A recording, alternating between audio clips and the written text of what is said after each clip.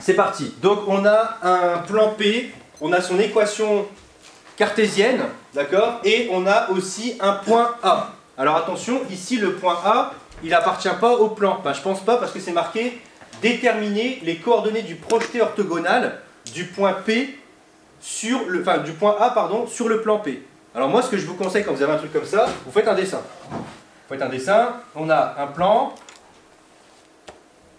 P, et apparemment on a un projeté orthogonal à trouver. Donc ici, vous êtes d'accord avec moi qu'en fait on a un point A qui n'est pas sur le plan. Donc je vais mettre par exemple ici le point A. Le point A c'est coordonné, vous êtes d'accord avec moi que c'est 5, 1, 3. Et je dois projeter orthogonalement ce point sur le plan. Donc normalement, si pareil vous voyez un petit peu ce que je vais faire, c'est ça.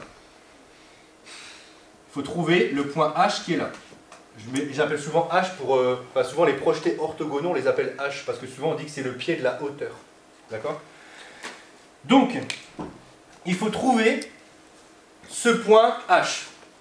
Vous êtes d'accord avec moi aussi que, comme j'ai l'équation cartésienne du plan, je connais aussi quoi sur le plan? Ce qu'on appelle son vecteur normal. Je vais le dessiner ici par exemple. Je ne vais pas le faire volontairement sur le plan, je vais le dessiner là. Le vecteur normal du plan, je peux l'appeler n. On l'appelle souvent n pour normal. Hein. Et ses coordonnées, c'est quoi? Si vous avez l'équation du plan, ses coordonnées, c'est 3, 1, moins 1. Très bien. Donc là, vous voyez que déjà, le schéma qui est, enfin, l'exercice qui est ici, j'ai réussi à le schématiser. Ok? Donc, normalement, si vous remarquez bien, ici, qu'est-ce qu'on doit chercher? On doit chercher ce point-là. Et si vous remarquez normalement assez intelligemment, c'est l'intersection entre le plan P et la droite AH. Je rappelle que AH, enfin H je ne le connais pas. Mais je vais trouver justement AH. Donc ici, qu'est-ce que je vais faire? Eh bien, je vais d'abord trouver l'équation de cette droite-là. Parce que cette droite-là, je peux trouver son équation très facilement. Pourquoi? Parce que je sais que son vecteur directeur, c'est n. Vous avez compris que le vecteur de la droite AH, son vecteur directeur, c'est n. Et il passe par le point A. Donc vous pouvez trouver l'équation paramétrique de la droite. Grâce à ça. Donc ici, je vais vous la redessiner là. La droite qui est là, que je vais appeler delta. Delta pour droite. Hein. Cette droite-là, j'espère que vous analysez bien que son vecteur directeur, c'est n, et passe par le point A. Ok? Donc ici, c'est ce que je vais, tout ce que je viens de vous dire là à l'oral, je vais le poser là en équation. Donc, on pose delta. On pose delta. Oui. La droite, passant par A et de vecteur directeur n. Alors je l'ai posé n, hein, d'accord? Donc je dis ce que c'est quand même. N c'est 3, 1, moins 1. Et bien l'équation paramétrique de cette droite, on peut trouver, on l'a vu tout à l'heure, l'équation paramétrique c'est quoi? D'où une représentation paramétrique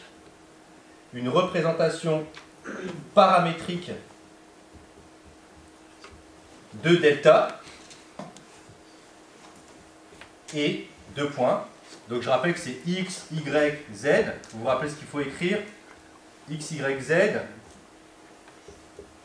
Il faut mettre le vecteur directeur fois t. Donc le vecteur directeur c'est 3, 1, moins 1.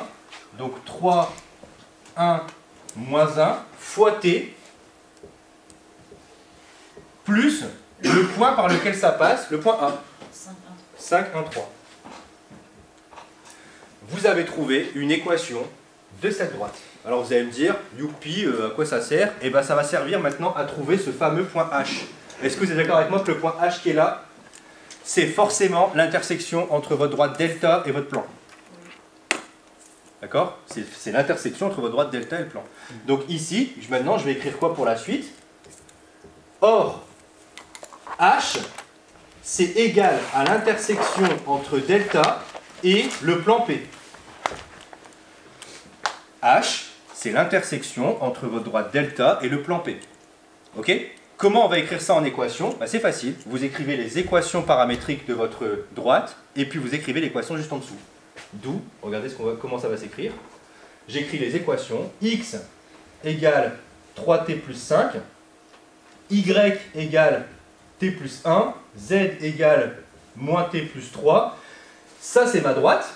Et je rajoute quoi? Le plan. Le plan, c'était 3x plus y moins z moins 2 égale 0.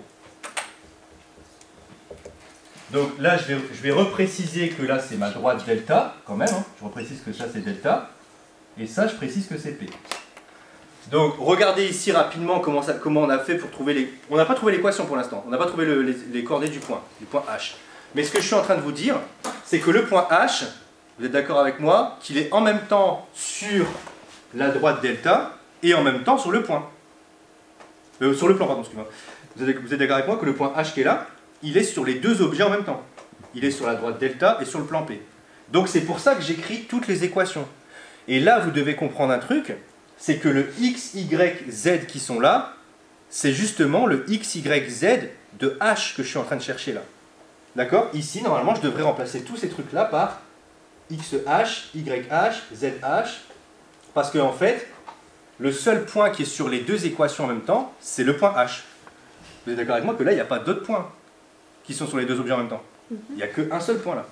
Donc ici, si je vérifie ces trois équations-là et cette équation-là en même temps, c'est nécessairement que pour le point H. Et là, je vous rappelle un truc, ici, ce qu'il faut comprendre, arriver là, c'est que maintenant, on va pouvoir trouver le paramètre t. Vous vous rappelez, je vous avais dit que t bougeait, quand t bougeait, ça vous donnait tous les points de votre droite. Et bien là, on va trouver le t qui fonctionne, tel que quand vous stoppez sur H. Regardez comment on va faire, c'est très simple. Vous êtes d'accord avec moi que le x, y, z qui sont là, c'est les mêmes que ceux qui sont là.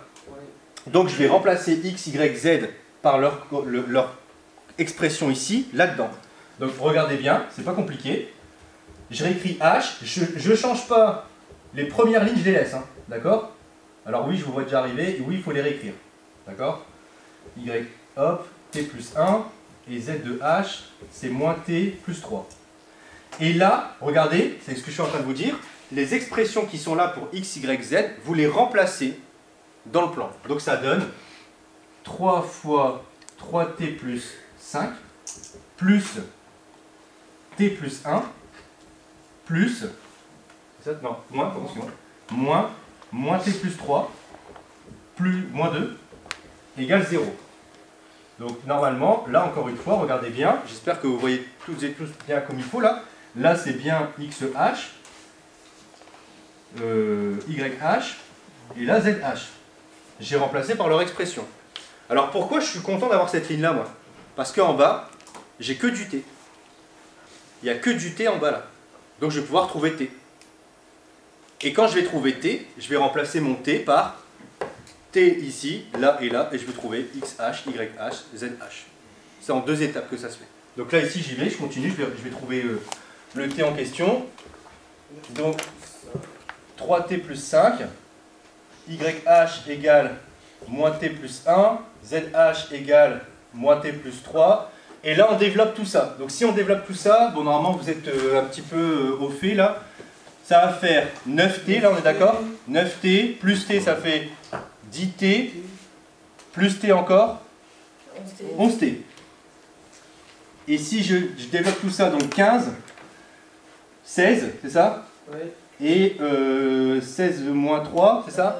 13 moins 2, 11. Donc j'ai 11t plus 11 égale 0. Donc ça va faire t égale... on est d'accord que je vais avoir ça en bas là. Non, moins 1. Ouais, moins 1. Donc j'obtiens ça ici. Donc normalement vous êtes d'accord avec moi que là ce que je vais obtenir, donc je vais le faire ici parce que ça va être rapide, vous allez obtenir t égale moins 1. Bah, si t vaut moins 1, vous le remplacez là-dedans. Ça fait combien pour ici pour xh? 2. C'est ça, 2. YH 2. 0. 2. Ouais, 2. Moins 1, ah, oui, bah, 1. Donc ça fait 2. 4. Et ZH 4. Et bien là, vous venez de trouver... Pourquoi 4? Pourquoi? Ben, moins 1. Et bien là, vous venez de trouver exactement les coordonnées du point H qui est le projeté orthogonal de ce point-là sur le plan. Vous avez exactement ces coordonnées. Et là, vous pouvez faire un truc encore plus balèze. Je vous l'avais dit la fois dernière, vous vous rappelez, quand j'avais pris mon laser, je vous avais dit, on va trouver exactement au poil de spray, vous prenez une droite, là imaginez mon laser, là, il touche le plafond, on va trouver exactement l'intersection entre cette droite là et ce point là. On peut le faire aussi juste en face, là c'est exactement ce qu'on vient de faire. On vient de trouver la coordonnée exacte entre mon point qui est là, le plan du plafond, je projette, et ben je trouve exactement les coordonnées du point qui sont là, et c'est ici 2, 2, 4. Et vous pouvez faire un truc encore mieux que ça, c'est que vous pouvez même trouver la distance AH. Comment on fait pour trouver la distance AH? Je vous le donne rapidement ici, regardez. Comment je trouve, on la note comme ça en fait, hein.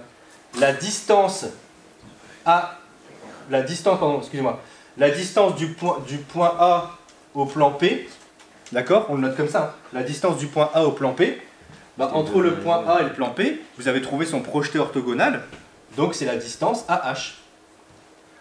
Comment on trouve la distance AH? Bah, je vous rappelle que c'est une formule, normalement vous devez connaître, c'est XH, exactement, XH moins XA au carré, plus YH moins YA au carré, plus ZH moins ZA au carré, le tout à la racine. Donc ça veut dire qu'avec des éléments de base où vous n'avez rien, vous n'avez pas grand chose, hein. Vous avez équation du plan, un point, vous pouvez trouver la distance entre ce point et ce plan. Il faut juste que vous trouviez entre-temps son projeté orthogonal. Après, je vous rappelle qu'il y a une formule toute faite dans le cours pour ça. Pour trouver la distance directe, soit vous trouvez la formule, alors elle n'est pas très belle, hein, c'est avec, il y a l'équation du plan en haut avec vos coefficients au carré en bas, à la racine aussi avec une somme, c'est pas très beau, mais parfois, enfin en tout cas très souvent, dans les sujets de baccalauréat, on vous demande de refaire ça. On vous demande justement de retrouver le projeté orthogonal en fait, et c'est à vous de remarquer que quand vous avez trouvé le projeté orthogonal de A sur H, ben, la distance entre le A et le plan, c'est facile, c'est cette longueur-là. Cette longueur-là, c'est la distance entre le point A et le plan. Ce qui est évident, c'est naturel. Je vous rappelle que si vous voulez trouver une distance entre un point et un plan, ben, vous projetez orthogonalement sur le plan. Donc si vous trouvez le projeté orthogonal, vous avez tout. Ouais. Il y a une erreur, du coup, c'est pas YH égale moins T plus 1, c'est T plus 1 juste. C'est T plus 1 ouais. Ah oui, pardon, c'est T plus 1, donc pardon, ici du coup c'est... Bah, 0. Du coup c'est 0, c'est ça? Ouais, 0. Ok, ouais, t'as raison, c'est T plus 1 et pas point T plus 1. Ok. Bon, je pense qu'on vous compterait pas faux le jour du bac si vous vous êtes trompé vraiment là, alors que vous êtes tout bon. Par contre, attention, si ça a un impact après, parce que du coup si vous voulez calculer une distance, bon, vous aurez peut-être bon à la formule, tout ça, mais vous n'aurez pas la bonne valeur. Ouais. Ok. Donc voilà ici comment on fait pour trouver la projeté orthogonale et la distance entre un point et un plan.